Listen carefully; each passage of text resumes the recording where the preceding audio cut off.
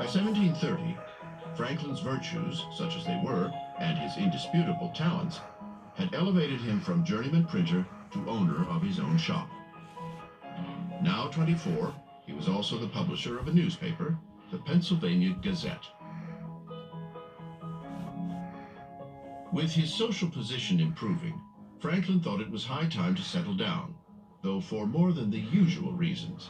His intrigues with low women had resulted in the birth of a son, William. Debbie Reed, who had once been the object of Ben's romantic attentions, was willing to overlook William's origins and Ben's youthful indiscretions. Shortly after the child was born, she and Benjamin settled into a common-law marriage. During the following years, Franklin worked hard and paid dutiful attention to appearances. In every sense, Benjamin Franklin was becoming a self-made man.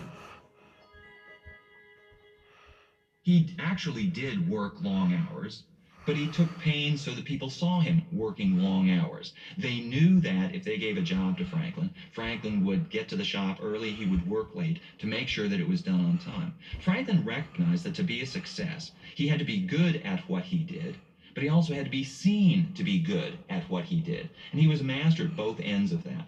He cares about the image. He's always polishing his image. He rolls the carts of paper when he's a young printer in Philadelphia up and down the streets so people will see he's industrious. And throughout his life, he's creating this image of the frugal, hard-working tradesman.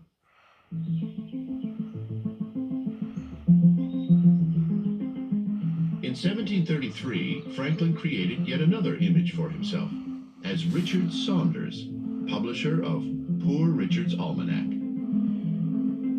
Now, everybody who cared to know certainly knew it was Benjamin Franklin, but it was a different name. And so when he published as Poor Richard, he could say things that he didn't want to say as Benjamin Franklin. It was as though this other side of Benjamin Franklin was just dying to get out. Early on, Poor Richard had to contend with a rival almanac that had been established for some 20 years. Ben was determined to take his share of the market. I don't think Franklin makes any secret of the fact that he's a deeply ambitious man. He's really a bundle of ambition.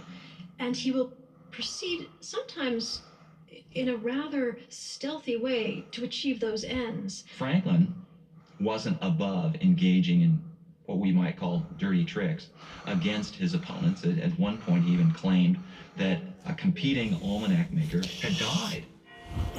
The rival publisher, of course, was very much alive, but readers delighted in Ben's irreverence.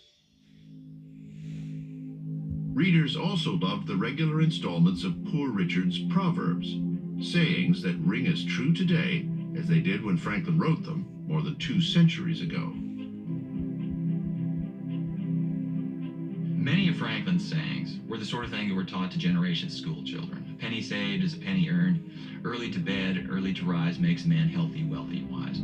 Others have not been so commonly repeated because they appeal to an earthier sense of humor. So Franklin had one saying, force on reason's back. Well, it's another way of saying might makes right. Franklin sold a phenomenal 10,000. Ooh, bushy tail now, eh? A circulation equal to nearly 3 million today. Serious, huh? However, Are we had still serious bigger now, plans for eh? his printing business. Yeah.